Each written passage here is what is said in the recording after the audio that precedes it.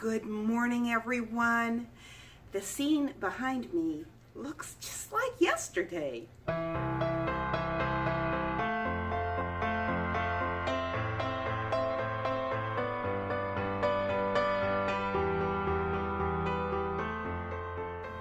And yes, it is very similar. The only difference is I'm not making salsa. Today, I'm going to be making tomato sauce. So yeah, I hope that you will want to stick around for a little bit of my day. And the sun is shining, and I am just so thankful to the Lord for the bright, beautiful sunshine, because the last 2 days was nothing but total rain. I bet you we had to have gotten 4 inches of rain, and now that might be an exaggeration, but hey, what can I say? It seemed like it. Anyways, I'll talk to all of you in just a little while.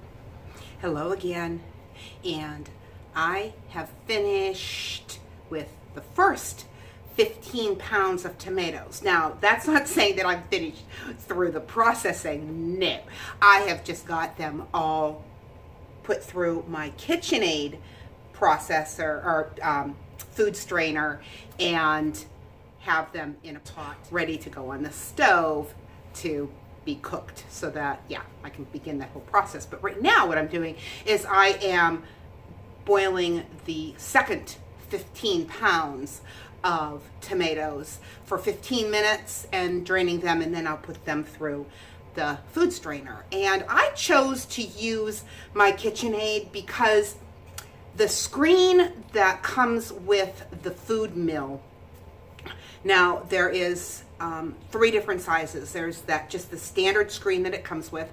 Then they have one that's for salsa, and then they have one that is for pumpkin.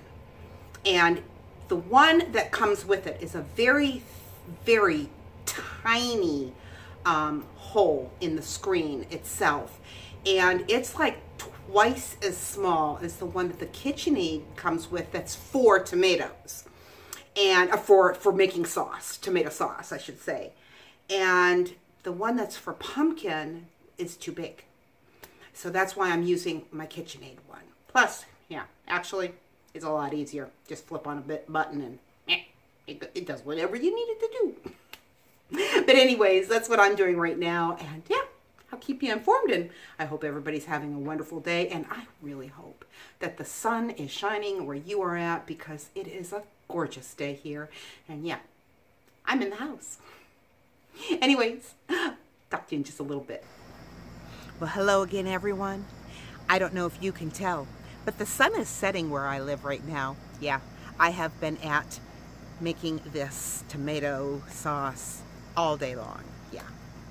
50 pounds of tomatoes is a lot of tomatoes to be able to make sauce from. So yeah, I put all the sauce into one big container and am condensing it down. So yeah, that's what I'm doing right now. It's just about there where I can go ahead and I can fill those jars and get them in the water bath canner. So yeah, it's going to be a long night, but that's okay, because I really enjoy having my own tomato sauce. But the other thing that I wanted to say is that the reason why I bought the food strainer for my salsa, the one that I used yesterday, was because KitchenAid does not offer different size screens. At least I've never seen them. If you know where you can purchase them at, I mean, I haven't seen them on Amazon. I've never seen them. And so yeah, it's kind of a shame, because after spending the money on an attachment like that, you'd think that they would offer different types of screens for you to be able to use. But I've never found them, so that's why I went ahead and bought the food strainer that I used yesterday. So anyways, I hope everybody's had a great day, and yeah, I'm going to go ahead inside and start ladling up that sauce into jars and get them in the water bath.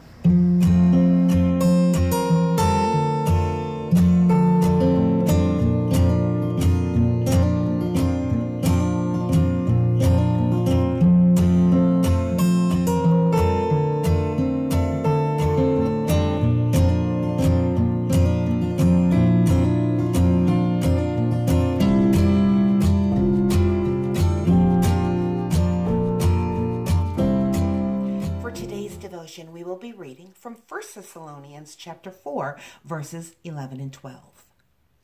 and to make it your ambition to lead a quiet life and attend to your own business and work with your hands, just as we commanded you, so that you will behave properly toward outsiders and not be in any need. Verse 11 is telling us to make it our ambition, or in other words, to make it our goal to live a quiet life. So what does this mean? Well, this could be our purpose statement for our life. And let's be honest, it's not exactly what most of us would have in mind as our purpose statement. So let's look at this in 3 different ways. The first is that we should be quiet rather than hurried. Oh, how busyness will keep us always running. Never take the time to rest in or trust the Lord.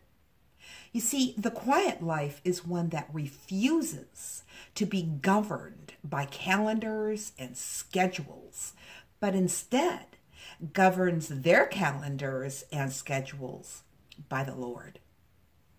And second, we should be quiet rather than anxious. Instead of getting upset about our circumstances in life, we should be people who trust that God is in control. Just like a child can be sound asleep in the arms of their father during a horrible thunderstorm because they know that their father will protect them. And third, we should be quiet rather than obnoxious. You see, the Lord wants us to be steady in the way we live our lives. Not the type of people who are overly zealous about things, whether it be politics or sports or even our faith. God wants us to impact our society with our consistency of behavior and attitudes. We are to be steady, not pushy. Like Christ, direct, but also loving.